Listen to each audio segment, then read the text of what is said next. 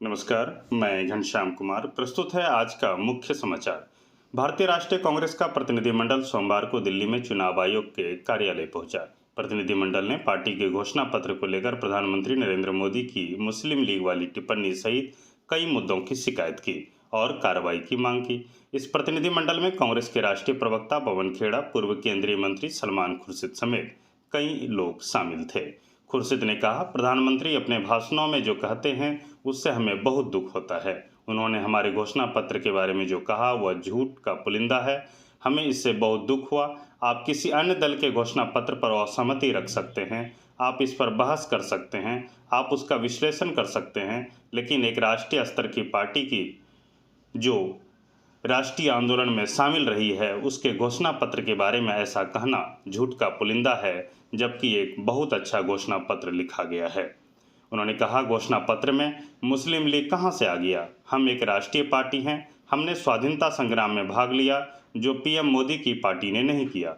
हम पर इस तरह के आरोप लगाना दुख की बात है। पूर्व केंद्रीय मंत्री ने यह भी कहा, हम इस मामले से बेहद दुखी हैं और हम समझते हैं कि प्रधानमंत्री को ऐसी बात करने का कोई अधिकार नहीं है। हमने इस मामले को चुनाव आयोग के सामने रखा और उनसे विशेष आग्रह किया कि वो इसे गंभीरता से लें और इस पर कार्रवाई करें।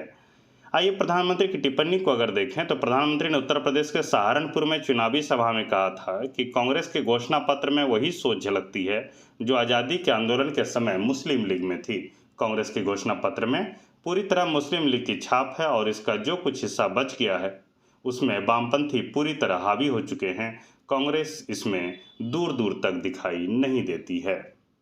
आज मद्रास हाईकोर्ट के एक फैसले को पलटते हुए सुप्रीम कोर्ट ने कहा, आखिरकार आप चुनाव से पहले कितने लोगों को जेल में डालेंगे?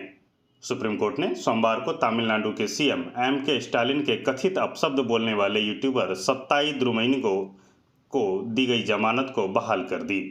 कोर्ट ने अभियोजन पक्ष को डांट लगाते हुए कहा, चुनाव से पहले हम यूट्यूब पर आरोप लगाने वाले हर व्यक्ति को सलाखों के पीछे डालना शुरू कर देंगे तो कल्पना कीजिए कि कितने लोग जेल जाएंगे।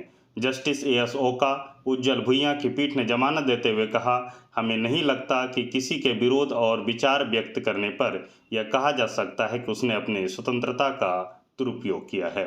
शीर्ष कोर्ट ने मद्रास हाईकोर्ट द्वारा यूट्यूबर सत्ताई की रद्द जमानत को बहाल किया। सत्ताई की जमानत को रद्द करते हुए हाईकोर्ट ने कहा था कि यूट्यूबर ने अंडरटेकिंग देने के बाद फिर से कुछ दिनों के भीतर ही तमिलनाडु के मुख्यमंत्री के खिलाफ आपत्तिजनक कमेंट किया था। शीर्ष कोर्ट ने जमानत बहाल करते हुए कहा कि यह नहीं कहा जा सकता कि स्वतंत्रता अनुच्छेद 19 का दुरुपयोग हुआ है। तमिलनाडु सरकार का प्रतिनिधित्व करने वाले वरिष्ठ वकील मुकुल रोहतगी ने सुझाव दिया कि यूट्यूबर को अपशब्द बोलने से रोकने के लिए उन पर कड़ी शर्तें लगाई जानी चाहिए। पीठ ने प्रतिक्रिया देते हुए कहा, यह अदालत तय करेगी कि क्या निंदनीय है और क्या नहीं। यूट्यूबर के खिलाफ एक एफआईआर दर्ज की गई थी जिसमें कहा गया था कि वह बाबरी मस्जिद के विध्वंस की निंदा करते हुए विरोध प्रदर्शन में भाग लेने पर जोर दे रहे थे। वो अपने इस वीडियो में कथित तौर पर उग्र होकर बोल रहे थे और हिरासत में लिए गए कुछ लोगों की रिहाई की मांग कर रहे थे। इस पर भी सुप्रीम कोर्ट ने कमेंट किया है। कोर्ट ने कहा, हमें नहीं लगता कि विरोध करने और अपने विचार व्यक्त करने से यह कहा जा सकता है कि अपीलकर्ता ने उसे दी गई स्वतंत्रता का दुरुपयोग किया है। हमें तो नहीं लगता है। इस आधार पर जमानत रद्द कर सकते हैं। सत्ताई द्रुमुइगन को तमिलनाडु पुलिस ने 2021 में अपने यूट्यूब वीडियो में एम.के. स्टालिन और अन्य की आलोचना करने के लिए गिरफ्तार किया था। शुरुआत में मद्रास हाईकोर्ट ने अपमानजनक कमेंट से बचने की शर्त पर उन्हें जमानत दे दी थी, लेकिन जून 2022 में राज्य सरकार की एक याचिका के बाद उनकी जमानत रद्द कर दी गई थी, जिसमें कहा गया था कि उसने अपने वादे के बावजूद द्रुमुइगन की लगातार अपमानजनक कमेंट किया गया था। ईडी सीबीआई चीफ को हटाएं, चुनाव आयोग के बाहर जमकर बवाल किया गया। हिरासत में लिए गए धरने पर बैठे 10 टीएमसी सांसद। केंद्रीय जांच एजेंसियों के कथित दुरुपयोग को लेकर शिकायत करने पहुंची टीएमसी के कम से कम 10 सांसद चुनाव आयोग के बाहर ही धरने पर बैठ गए। इसमें राज्यसभा और लोकसभा के सांसद शामिल हैं। इसके थोड़ी देर बाद दिल्ली पुलिस की टीम पहुंची और सांसदों को हिरासत में ले लिया। जानकारी के मुताबिक टीएमसी सांसदों ने चुनाव आयोग से मांग की थी कि केंद्रीय जांच एजेंसियों के चीफ को पद से हटा दिया जाए। उन्होंने कहा था कि सीबीआई, ईडी और एनआईए का गलत इस्तेमाल किया जा रहा है, इसलिए उनके चीफ पर कार्रवाई की जाए। बता दें, टीएमसी सांसदों का प्रतिनिधिमंडल सोमवार को चुनाव आयोग पहुंचा। टीएमसी नेता ढोला सेन ने कहा कि भाजपा केंद्रीय जांच एजेंसियों को दुरुपयोग कर रही है और विपक्षी नेताओं को झूठे केस में फंसा रही है। उन्होंने कहा कि चुनाव आयोग को इन जांच एजेंसियों के चीफ को हटा देना चाहिए, जिससे कि चुनाव में हर दल को समान मौका मिले। उन्होंने कहा कि भाजपा किसी तरह से चुनाव से पहले ही हमारे नेताओं को गिरफ्तार करवा लेना चाहती है। कानून व्यवस्था खराब नहीं, कई जगह गुंडों का आतंक, यह कहना है पश्चिम बंगाल के राज्यपाल सीवी आनंद बोस का। पश्चिम बंगाल के राज्यपाल सीवी आनंद बोस ने कहा कि कानून व्यवस्था पूरे राज्य में खराब नहीं है और राज्य के कुछ हिस्सों में हिंसा के लिए वर्तमान तृणमूल कांग्रेस सरकार को पूरी तरह से जिम्मेदार नहीं ठहराया जा सकता, क्योंकि इसका कारण अतीत की विरासत हो सकता है। बोस और मुख्यमंत्री ममता बनर्जी के बीच कई मुद्दों पर मतभेद रहा है। बोस ने राजभवन में एक साक्षात्कार में कहा कि उनकी और बनर्जी की धारणाएं अलग अलग हो सकती है, लेकिन वे एक उचित शिष्टाचार बनाए रखते हैं। उन्होंने पश्चिम बंगाल में अपने मौजूदा कार्यकाल को उनके लिए तथ्योन्वेषण और डेटा एकत्रित करने का समय बताया। बोस ने कहा कि कानून व्यवस्था पूरे राज्य में खराब नहीं हुई है, उन्होंने दावा किया कि गुंडों का काफ़ी इलाकों पर नियंत्रण है। उन्होंने कहा, मैंने संदेश खाली में देखा कि महिलाएं सम्मान के साथ शांति चाहती थी, लेकिन उनका सम्मान खंडित हो गया था। यह चिंताजनक स्थिति थी जो पश्चिम बंगाल के परिदृश्य को खराब कर रही थी। यह कुछ क्षेत्रों तक सीमित है, लेकिन इनकी संख्या बढ़ रही है।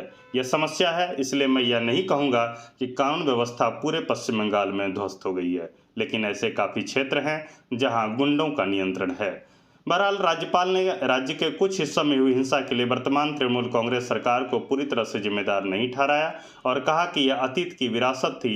उन्होंने 19वीं सदी में इंग्लैंड के संसदीय क्षेत्र का जिक्र करते हुए कहा, चुनाव के लिए कृत्रिम रूप से रॉटन बरो बनाया गया था। अब मुझे लगता है कि यहाँ भी ऐसा ही हो रहा है, कुछ स्थानों पर गुंडाराज है। सुधार अधिनियम 1832 से पहले 19वीं सदी के ब्रिटेन में ऐसे संसदीय क्षेत्र के लिए रॉटन या पॉकेट बरो का इस्तेमाल किया जाता था, जिसमें बहुत कम संख्या में मतदाता होते थे और इसका संरक्षक इसका उपयोग बिना किसी विरोध के हाउस ऑफ कॉमन्स में सीट पाने के लिए कर सकता था। के दिनों में मिडिल ईस्ट की घटनाक्रम को अगर हम लोग देखें तो इजराइल और ईरान के बीच तनाव लगातार बढ़ता जा रहा है। इस वक्त दुनिया में दो मोर्चों पर बड़ी लड़ाई चल रही है। इजराइल और हमास पिछले 6 महीनों से जंग लड़ रहे हैं, तो दूसरी तरफ यूक्रेन और रूस 2 साल से ज़्यादा समय से युद्ध लड़ रहे हैं। अब युद्ध का तीसरा मोर्चा खुलने का काउंटडाउन शुरू हो चुका है। शिया बहुल ईरान ने इजराइल से बदला लेने और उस पर हमला बोलने की खुली धमकी दी है और साथ में अमेरिका को भी ताकीद किया है कि वह बीच में ना आए, वरना उसे भी अंजाम भुगतने की चेतावनी दी गई है। दरअसल पिछले सोमवार को इजराइल ने सीरिया के दमिश्क में ईरानी वाणिज्य दूतावास पर एयर स्ट्राइक कर दी थी, जिसमें 7 ईरानी सैन्य अधिकारी मारे गए। इससे ईरान बौखलाया हुआ है और इजराइल पर हमले को बेकरार है। वैसे तो पहले भी कई बार इजराइल ने सीरिया में हिजबुल्लाह और ईरानी ठिकानों पर मिसाइल दागे हैं, लेकिन सोमवार का हमला ईरान की आंखों में खटक रहा है, क्योंकि इजराइल ने उनके वाणिज्यिक दूतावास पर हमला बोलकर सीधे तौर पर ईरान की संप्रभुता को चुनौती दी है और इस्लामिक रिवॉल्यूशनरी गार्ड कॉर्प्स यानी IRGS के वरिष्ठ अधिकारियों को मार डाला है। इजराइल का कहना है कि उसने मोसाद के ठिकानों पर हुए अटैक का बदला लिया है। इस हमले में जो सबसे बड़ा चेहरा मारा गया वो ब्रिगेडियर जनरल मोहम्मद रजा जिहादी था, जो IRGS का एक अनुभवी और टॉप कमांडर था। जिहादी ने सीरिया और लेबनान में IRGC विदेशी ऑपरेशंस विंग कुद्स फोर्स का नेतृत्व किया था। उसकी हत्या से बौखलाए तेहरान ने इजराइल से इंतकाम लेने का खुला ऐलान कर दिया है। चीन का एक महत्वपूर्ण बयान आया है। चीन के विदेश मंत्रालय ने कहा है कि यूक्रेन युद्ध के लिए हम जिम्मेदार नहीं हैं। यूक्रेन युद्ध रूस के स्पष्ट समर्थन के बावजूद चीन के विदेश मंत्रालय की प्रवक्ता माओ निंग ने सोमवार को कहा कि यूक्रेन मुद्दे पर चीन का रुख निष्पक्ष रहा है। हम सक्रिय रूप से शांति वार्ता और राजनीतिक समाधान को बढ़ावा दे रहे हैं। उन्होंने कहा कि चीन यूक्रेन संकट के लिए जिम्मेदार नहीं है। हमने इससे लाभ के लिए कुछ भी नहीं किया और न ही करेंगे। चीन ने कहा कि वह रूस को हथियार या सैन्य सहायता नहीं दे रहा। उन्होंने कहा कि चीन ने भारत और अन्य देशों के साथ ही मॉस्को के साथ मजबूत आर्थिक संबंध बनाए रखे हैं। माओ ने उन औद्योगिक वस्तुओं का जिक्र करते हुए कहा कि हमने हमेशा कानून के अनुसार दोहरे उपयोग वाली वस्तुओं के निर्यात को नियंत्रित किया है, जिनका उपयोग औद्योगिक या सैन्य दोनों उद्देश्यों के लिए किया जा सकता है, जैसे ड्रोन। उनका बयान तब आया है जब चीन के साथ संबंधों के महत्व को प्रदर्शित करने के लिए रूसी विदेश मंत्री सरगई लावरोव सोमवार को बीजिंग पहुंचे। लावरोव की अपनी चीनी समकक्ष वांग यी से मुलाकात की उम्मीद है। वे यहां यूक्रेन और हिंद प्रशांत क्षेत्र की स्थिति, द्विपक्षीय सहयोग के साथ ही अन्य अंतर्राष्ट्रीय मुद्दों पर भी चर्चा करेंगे। दिल्ली के मुख्यमंत्री अरविंद केजरीवाल को पद से हटाए जाने की मांग करने वाली याचिका पर दिल्ली हाई कोर्ट से सोमवार को फटकार लगाई गई। हाई कोर्ट ने कहा कि पब्लिसिटी के लिए किया जा रहा है। हम याचिकाकर्ता पर भारी जुर्माना लगाएंगे। हम आम आदमी पार्टी के ही पूर्व विधायक रहे संदीप कुमार ने दिल्ली आबकारी नीति के मनी लॉन्ड्रिंग मामले में सीएम केजरीवाल की गिरफ्तारी और जेल में जाने के बाद उन्हें पद से हटाने के लिए कोर्ट का रुख किया था। संदीप कुमार की याचिका की दिल्ली हाई कोर्ट के जस्टिस सुब्रमण्यम प्रसाद ने आलोचना की। हालांकि कोर्ट ने इस याचिका को खारिज नहीं किया, क्योंकि कोर्ट का कहना था कि जिस बेंच ने पहले भी इस तरह की याचिका पर सुनवाई की थी, इस याचिका को भी उसी बेंच के सामने लगाना चाहिए। बुधवार को इस याचिका पर पुनः सुनवाई हो सकती है। इसी के साथ आज का यह समाचार बुलेटिन समाप्त होता है। नमस्कार।